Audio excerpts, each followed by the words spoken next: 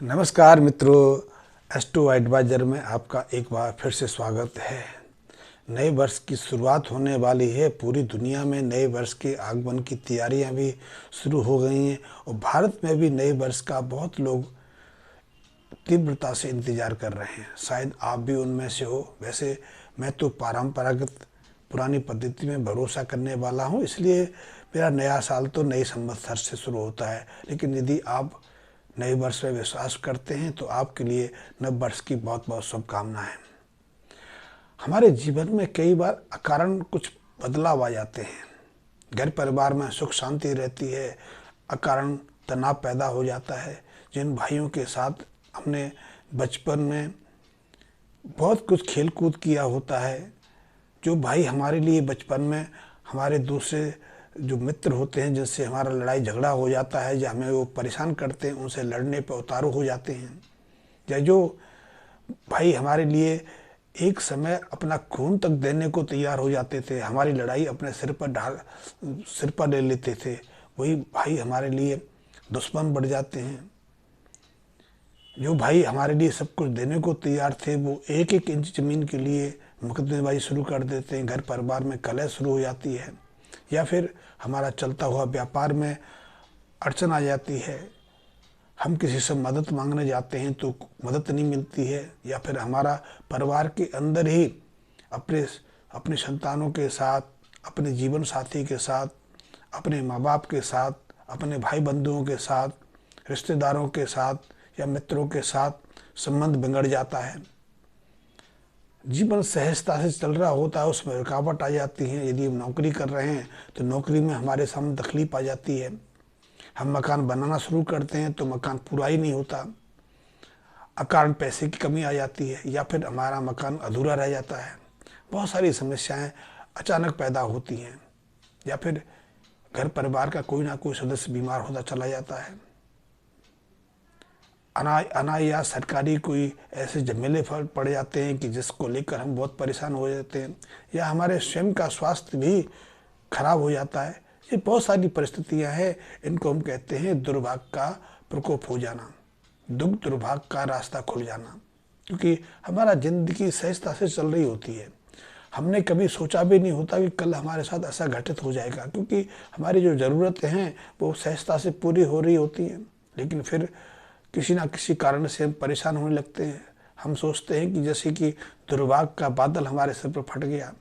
हम बच्चों की ठीक से परवरिश नहीं कर पाते, उनकी इच्छाएं पूरी नहीं कर पाते, या फिर बच्चों को शिक्षा में हम पूरी सुविधाएं नहीं दे पाते जो उनको सुविधाएं मिलनी चाहिए, या बच्चों की पढ़ाई अधूरी रह जाती है, बच्चे हमारी बात नहीं मानते। ऐसी बहुत सारी समस्या है जिनको कहते हैं दुर्भाग्य, दुर्भाग्य की शुरुआत हो जाना। ये एक बहुत बड़ी पीड़ा है, और ज्योतिष में जो विश्वास भरोसा करते हैं वो इस चीज़ को लेकर बहुत परेशान रहते हैं कि अकारण के जीवन में ये बदलाव कैसे आ जाता है।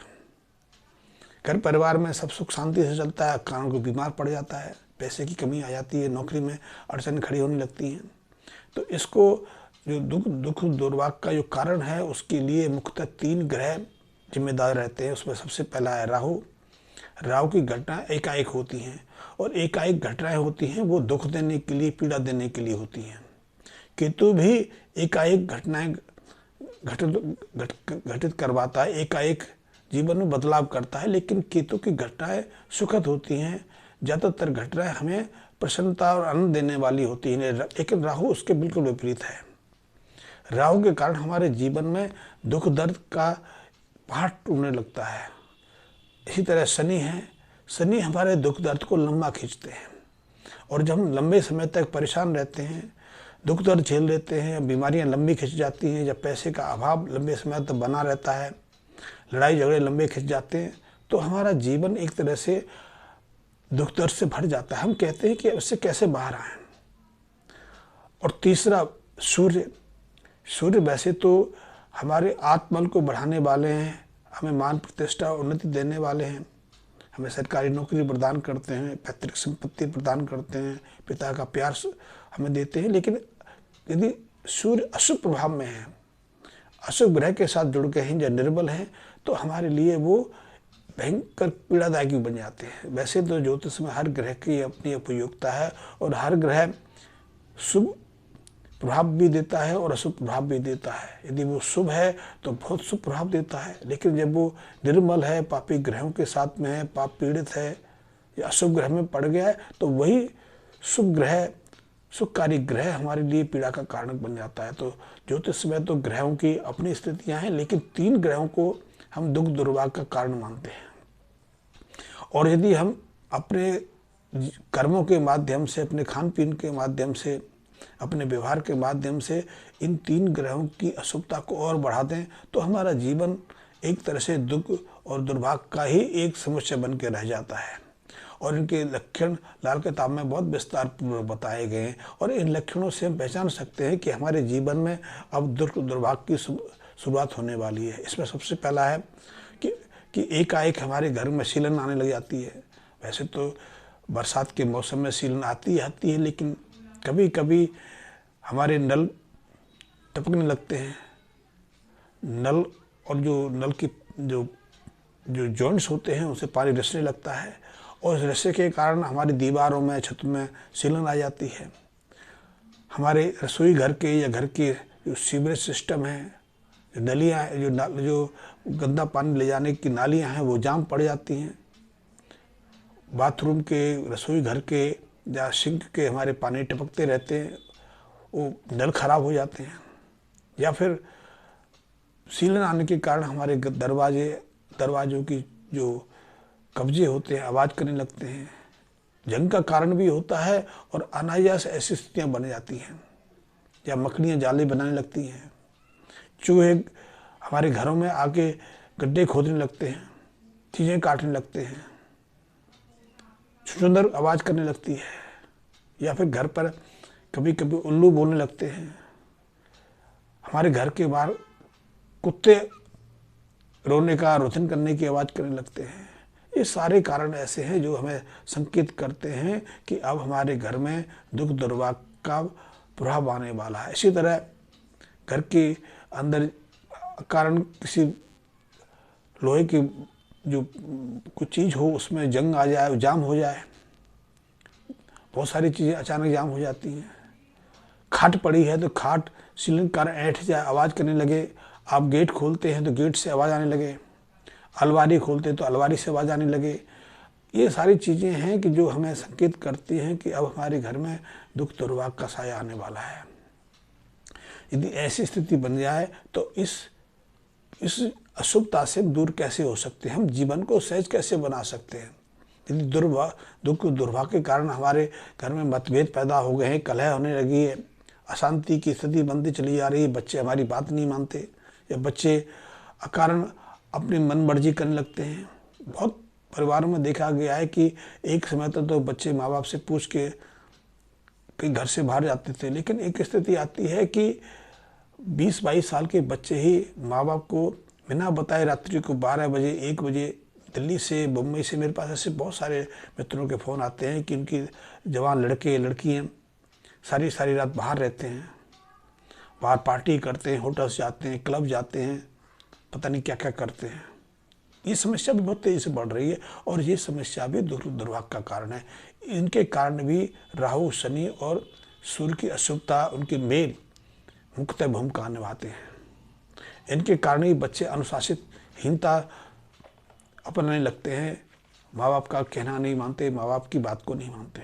तो ऐसी स्थिति में यदि आपकी जन्म कुंडली में, आपके जीवन में दुर्भाग्य प्रवेश कर रहा है तो आप क्या कर सकते हैं। तो उसके लिए लाल किताब ने कुछ उपाय भी बताई हैं। सबसे पहला तो उपाय यही है कि हर शनिवार को आप शनि से संबंधित चीज़ों का दान करते हैं, जिसमें सबसे पहले ही काली उड़द की दाल को सरसों का तेल का हाथ लगा के आप किसी मजदूर को, किसी भिखारी को, या जो शनि का दान लेने आते हैं उनको दान कर सकते हैं। ये आपके लिए सर्वोत्तम उपाय है। इसके अलावा आप रात्रि को अपने सिरहाने मूंग साबुत को भिगो के किसी बर्तन में रखें और प्रातःकाल उस मूंग को पक्षियों को डाल दें। इससे भी आपकी मानसिक शांति तो बढ़ेगी, परिवार में सुख शांति की शुरुआत वापसी होने लगेगी। तो दूसरा उपाय ये करें। तीसरा उपाय कि यदि आपके नल, आपके सीवरेज सिस्टम चौक हो रहे हैं तो उनको सफाई कराएं। यदि पानी टपकता है तो पानी जो टपकना है उसको रोकें। घर की सीलन रोकने का आप प्रयास करें। यदि आपकी चौखटों से आवाज़ आने लगी है तो चौखटों में तेल डालें। तेल डालने का अर्थ है शनि को उत्तम करना। आवाज़ बंद होगी तो आप देखेंगे कि आपके जीवन में बदलाव आने लगेगा। इसके अलावा आप अपने मुख्य कक्ष है, चाहे वो डाइनिंग रूम है या शयन कक्ष है, यहाँ भी चांदी के एक पात्र में गंगा जल भर के रखें। और ये गंगा जल की मात्रा जितनी ज़्यादा होगी उतनी जल्दी से आपके अपने जीवन में परिवर्तन देखेंगे, सुखद घटनाओं घटित होते देखेंगे। यदि आपके धन आगमन की स्थिति रुक गई है, अवरोध आने लगा है, धन का अभाव होने लगा है, तो आप देखेंगे गंगा जल को चांदी के पात्र में रखते ही आपकी स्थिति सुधर जाएगी। आपका व्यापार, रुका हुआ व्यापार फिर चलने लगेगा। तो आप ये भी कर सकते हैं। इसके अलावा आप कुत्तों की सेवा कर सकते हैं। कुत्तों को आप बंद बिस्किट खिला सकते हैं, घर की रोटी दे सकते हैं, मीठी रोटी कुत्तों को डाल सकते हैं। आप कौवों की सेवा कर सकते हैं। कौवों को दही में देसी शक्कर डाल के खिला सकते हैं। ये उपाय बहुत अच्छे। और सबसे अच्छा उपाय है कि आप जब भी भोजन करने बैठे अपनी थाली से गौग्रास अवश्य निकालें। हमारे रसोई घर में हमारी माँ बहनें तो सदियों से गौग्रास निकालती रही हैं, लेकिन गौग्रास का एक हमने उपाय बताया है कि अपनी थाली से निकालना। आपने देखा होगा जब हम कभी ब्रह्मभोज करते हैं, किसी ब्राह्मण को घर पर आमंत्रित करते हैं, अब तो एक प्रचलन ही समाप्त हो गया। अब तो ब्राह्मण प्रजाति ही धीरे धीरे लुप्त होती जा रही है। ब्राह्मण प्रजाति का अर्थ है जो नियमबद्ध जीवन यापन करते हैं, जिनका जीवन संसार के लिए है, दूसरे लोगों के लिए है, उसको ब्राह्मण तो कहते हैं। ब्राह्मण किसी परिवार में जन्म नहीं लेता, और परिवार में जन्म लेके यदि वो ब्राह्मण कर्तव्य नहीं करता तो उसको ब्राह्मण नहीं कहेंगे। यदि वो काम चोरी का करता है तो चोर कहलाता है। तो ऐसे आपने देखा होगा जब ब्रह्मभोज करते हैं तो ब्रह्मभोज में सबसे पहले जो मुख्य भोजन करता है या दूसरे लोग हैं, अपने थाली से गौग्रास के हिस्से निकालते हैं। उसको हम स्वीकार गौग्रास कहते हैं। एक तो परिवार से, एक तो जो मुख्य भोजन से निकलता है वो अलग चीज़ है। हम अपनी थाली से गौग्रास निकालते हैं, उसका अपना महत्व है। तो आप अपनी थाली से गौग्रास का हिस्सा निकाल के गौ को देते रहें। उसमें से कुत्ते को दे सकते हैं, आप कौओं को दे सकते हैं। आप ये थोड़े से उपाय करेंगे, आप देखेंगे कि आपका दुर्भाग्य आपके जीवन से जाता है। इसके अलावा आप 27 दिन तक काली स्याही आप जल में प्रभावित कर सकते हैं। जल में, जैसे कि जल में जब सूर्य को अंजलि देते हैं, इस तरह से आप काली स्याही से जल में अंजलि देके अपने अभिशाप को, अपने दुख दर्द को समाप्त कर सकते हैं। काली स्याही, अब तो काली स्याही का प्रचलन भी समाप्त होता जा रहा है। आज से 20-25 साल पहले तो बच्चे स्कूल में जो स्याही वाले पेन आते थे, तो पेनों में भरने के लिए स्याही बाजार में उपलब्ध होती थी। आपने नटराज की स्याही का खूब सुना होगा, आपने जो इस्तेमाल भी किया होगा। आज तो वॉल पेन आ गए, रिफिल वाले पेन आ गए, रिफिल बदलो। लेकिन आप वैसी गीली स्याही लाके उसकी मात्रा 70 से 100 ml कम से कम इतनी हो, उसको जल में प्रभावित कर सकते हैं। और 27 शनिवार 27 दिन लगातार करने से हमारे जीवन से दुर्भाग्य का समापन हो जाता है, निष्कासन हो जाता है। लाल किताब में बहुत सारे ऐसे उपाय बताए गए हैं कि हम अपने दुर्भाग्य को, हम अपने कष्टों को अपने जीवन से निकाल सकते हैं। तो इसलिए आप लाल किताब के इन उपायों को जानने के लिए, समझने के लिए मेरे से जुड़े रहें। इसलिए सबसे पहले तो आप मेरे चैनल को सब्सक्राइब भी कर लें, कि बहुत सारे मित्र हैं जिन्होंने अभी तक मेरे चैनल को सब्सक्राइब नहीं किया। सब्सक्राइब करने के साथ मेरे बेल आइकन को प्रेस कर लें, ताकि मेरे हर वीडियो का नोटिफिकेशन आपको समय से उपलब्ध होता रहे।